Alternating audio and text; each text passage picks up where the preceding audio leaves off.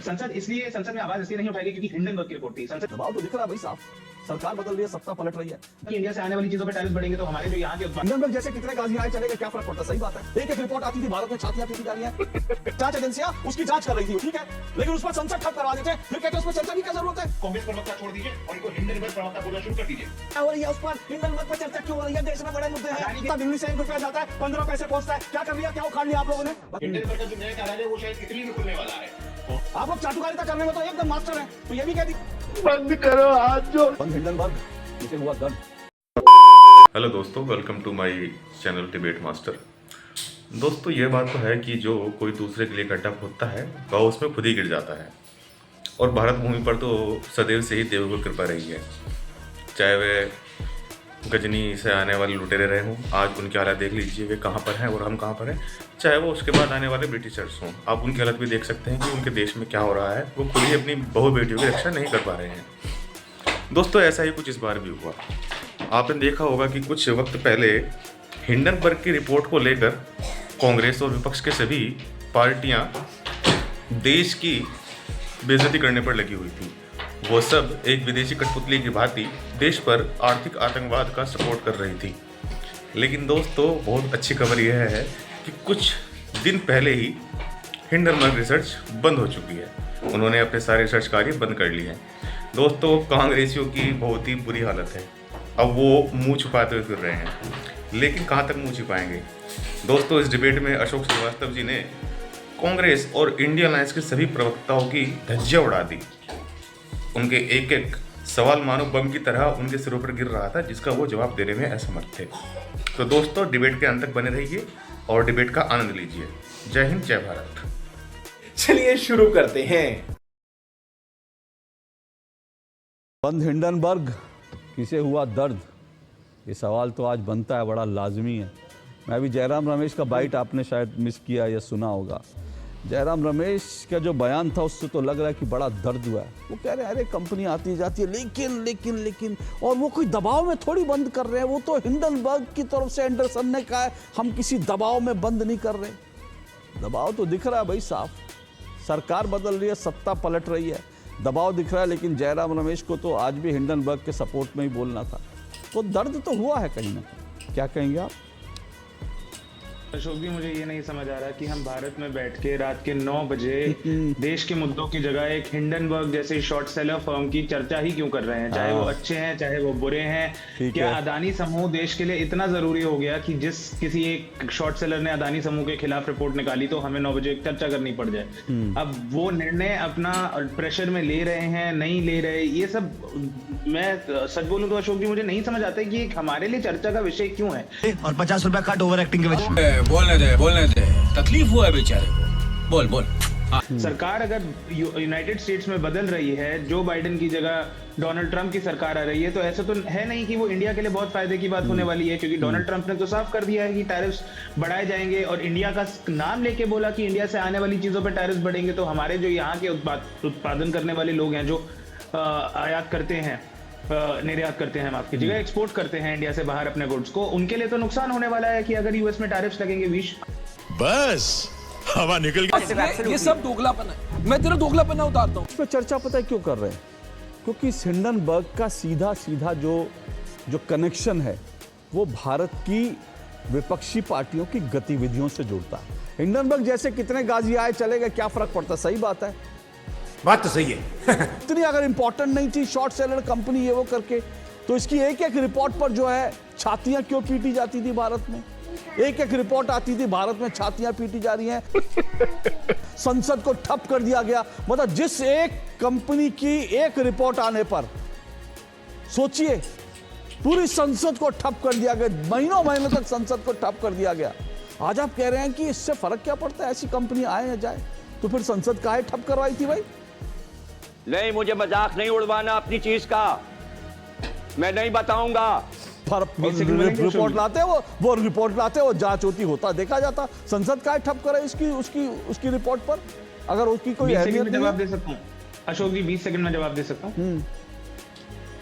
संसद में आवाज इसलिए नहीं उठाई गई क्योंकि हिंडनबर्ग की रिपोर्ट थी। संसद में आवाज इसलिए उठाई गई क्योंकि भारत के जो निवेशकों ने अदानी ग्रुप में पैसा लगा रखा था, उनसे जुड़े हुए बड़े खुलासे हुए। हिंडनबर्ग की जो रिसर्च रिपोर्ट थी वो अपने आप उन्होंने फैक्ट्स नहीं करे थे, उन्होंने कोलेट करे थे Indian and international media outlet से। कौन से मीडिया आउटलेट से? भारतीय सरकार। कौन से मीडिया आउटलेट? दो चार का नाम लीजिए। आप उसकी दो चार का टाइम्स में अदानी ग्रुप, दो चार का नाम लीजिए।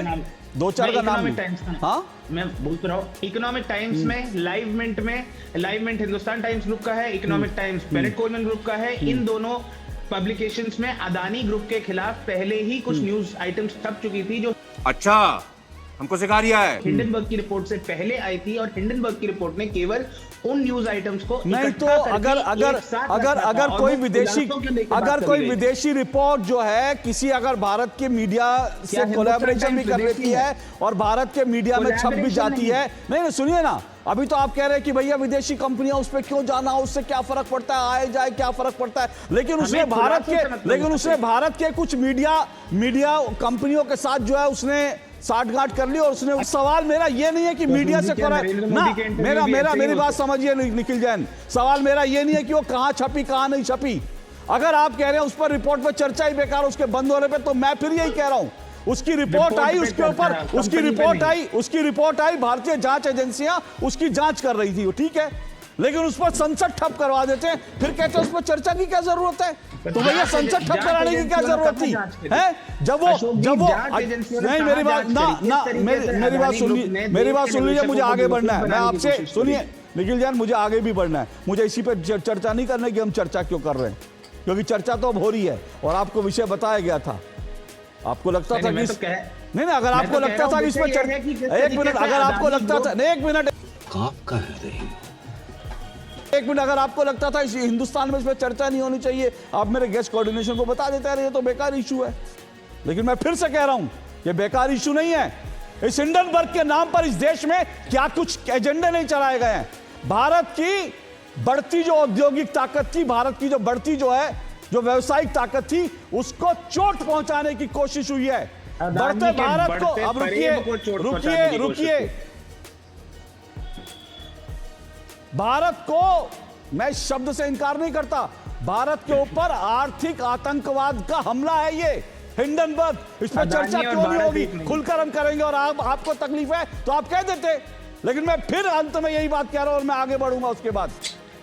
मैं अंत में फिर यही कह रहा हूं, छाती मत पीटते, संसद को ठप नहीं करते अगर हिंडनबर्ग की कोई हैसियत नहीं है। हिंडनबर्ग की हैसियत वास्तव में कुछ नहीं है। हिंडनबर्ग जैसे कितने आते हैं चले जाते हैं, लेकिन हिंडनबर्ग की हैसियत इस देश के विपक्ष ने खड़ी करी। हिंडनबर्ग की रिपोर्ट लेकर छाती पीट के हिंडनबर्ग को हीरो इस देश के विपक्ष ने बनाया। तो अगर आपने हीरो बनाया, आज उसकी दुकान में ताला लग रहा है, तो आज आपका दर्द भी मैं समझ रहा हूं। आज आपका दर्द जो है सिर्फ जयराम रमेश का दर्द नहीं है, मैं निखिल जैन का भी दर्द समझ रहा हूं कि अरे भाई क्यों चर्चा हो रही है उस पर, हिंडनबर्ग पर चर्चा क्यों हो रही है, देश में बड़े मुद्दे हैं।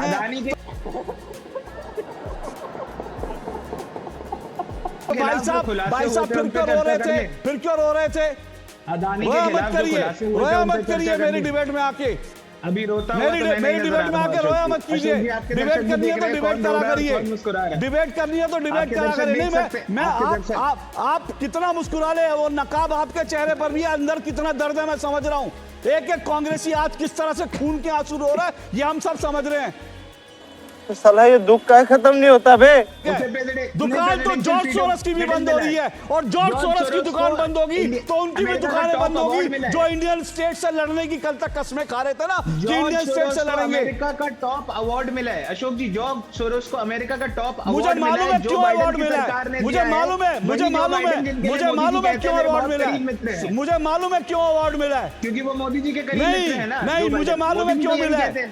हो गया, आप रुकिए good question, you are a good question. वो भी समझ लीजिए अवार्ड क्यों मिला है, क्योंकि जॉर्ज सोरस जो बाइडेन के इशारों पर भारत की अर्थव्यवस्था में हस्तक्षेप कर रहा था, और जो बाइडेन ने उनको पुरस्कार इसलिए दिया है ताकि अगली आने वाली सरकार जॉर्ज सोरस के खिलाफ कानूनी कार्रवाई ना कर सके, क्योंकि जिसको अमेरिका का सर्वोच्च पुरस्कार दिया जाता है उसके खिलाफ कानूनी कार्रवाई करना आसान नहीं होता। आप समझते हैं, लेकिन मुझे आप बरगलाइए नहीं।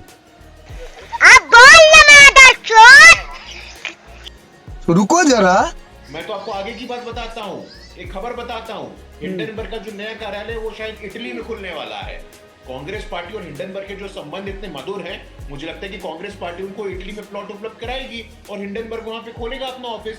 किस प्रकार से देश के टैक्स पेयर्स के पैसे को बर्बाद किया गया है, सदन को नहीं चलने दिया गया, देश की आर्थिक छवि पे सवाल खड़ा किया, संदेहास्पद खड़ा किया गया। हमारे रेगुलेटर एजेंसी है, हमारा सेबी है, हमारे सेबी पे सवाल खड़ा किया गया, हमारे निवेशकों के विवेक पे सवाल खड़ा किया गया। और आज आप पूछ रहे हैं कि इस पे चर्चा क्यों करनी चाहिए? कैसे कैसे लोग रहते हैं यार। हमारी बढ़ती आर्थिक शक्ति से आप लोगों को दिक्कत है। आपको इस बात से दिक्कत है जो जनधन खातों से 55 करोड़ से अधिक बैंक के खाते खोले हैं। आपके समय में लोग कहते थे दिल्ली से 1 रुपए चलता है 15 पैसा पहुंचता है। ये लोग यही चाहते हैं अशोक जी कि आज भी दिल्ली से 1 रुपए चले और 15 पैसा पहुंचे। लेकिन जोर जोर से बोल के लोगों को स्कीमें बता दे। मजा लीजिए, जयराम जी भी अब हिंडनबर्ग के प्रवक्ता बन गए हैं, कांग्रेस पार्टी के तमाम लोग हिंडनबर्ग के प्रवक्ता बन गए हैं। आज के दिन में देखिएगा, आने वाले 1 हफ्ते तक इनको कांग्रेस प्रवक्ता छोड़ दीजिए और इनको हिंडनबर्ग प्रवक्ता बोलना शुरू कर दीजिए। मजा आया। रुको जरा, सबर करो। मुझे ये शब्द कहना नहीं चाहिए, लेकिन अगर कांग्रेसी चाटुकारिता पर आए तो कांग्रेसी ये भी कह देंगे कि भारत का जन्म गांधी परिवार की कोख से हुआ। आप लोग चाटुकारिता करने में तो एकदम मास्टर हैं, तो ये भी कह दीजिए कि गांधी परिवार की कोख से भारत का जन्म हुआ। गजब बेइज्जती है।